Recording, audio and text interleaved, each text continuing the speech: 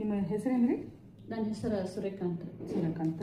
ನಿಮ್ಗೆ ಇಲ್ಲಿ ನಮ್ಮ ಕ್ಲಿನಿಕಿಗೆ ಬಂದಾಗ ಏನು ಸಮಸ್ಯೆ ಕಾಣಿಸಿತ್ತು ರೀ? ನನಗೆ ಮೊಣಕಾಲು ನೋವು ಈಗ 3 ವರ್ಷದಿಂದ ಮೊಣಕಾಲು ನೋವು ಕಂಡ್ಕೊಂಡಿದ್ರಿ. ಮತ್ತು ನಾನು ಸುಮಾರು ಎಲ್ಲ ಕಡೆ ತೋರಿಸಿದೆ ರೀ.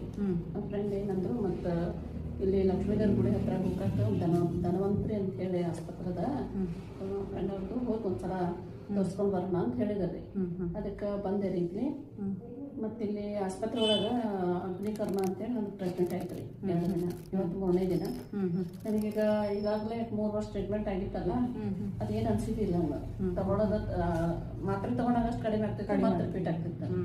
ಇವತ್ತಿನ 3ನೇ ದಿನ ನಂಗೆ 80% ಕಡಿಮೆ ಆಗಿದೆ. ಓಕೆ. ಮೊದಲು ನಿಮಗೆ ಅಂದ್ರೆ ಮೊಣಕಾಲು ನೋವಿದ್ದಾಗ ಏನು ಸಮಸ್ಯೆ ಕಾಣಿಸ್ತೈತೆ ರೀ? ಕಾಲೊಳಗೆ ಮೊಣಕಾಲು ನಡಿಬೇಕಾದ್ರೆ ಚುಸ್ತೈತ್ರಿ. ಆಮೇಲೆ ಮೆಟ್ಲ ಹತ್ಬೇಕಾದ್ರೆ ತ್ರಾಸ ಭಾಳ ಆಗ್ತೈತ್ರಿ. ಕೈ ಮುರ್ಕೊಂಡನ ಹತ್ಬೇಕು. ಆಮೇಲೆ ಕುಂತಾಗ ಕೈ ಬ್ಯಾಲೆನ್ಸ್ ಇಂದ ಹೇಳಕ್ ಆಗ್ತಿದ್ದಿಲ್ಲ.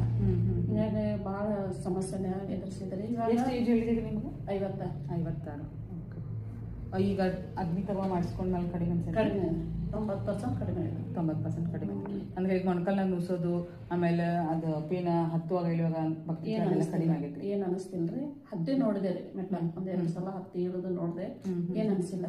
ಅಂದ್ರೆ ನಿಮ್ಗೆ 3 ದಿವಸದಾಗ ರಿಸಲ್ಟ್ ಗೊತ್ತಾಗಿದೆ. ಮತ್ತೆ ಮೆಡಿಸನ್ ತಗೊಂಡಿನಿ. ಮೆಡಿಸಿನ್ ತಗೊಳತ್ತಾರಲ್ಲ, ನೀವು ಕೊಟ್ಟಿದ್ದು ಆಯುರ್ವೇದಿಕ್ ಮೆಡಿಸನ್ ತಗೊಳತ್ತೀನಿ ರೀ. ಮತ್ತೆ ನಂಗೆ ಈಗ 90% ರಿಸಲ್ಟ್ ಬಂದ. ಓಕೆ, ಆಯ್ತು ರೀ.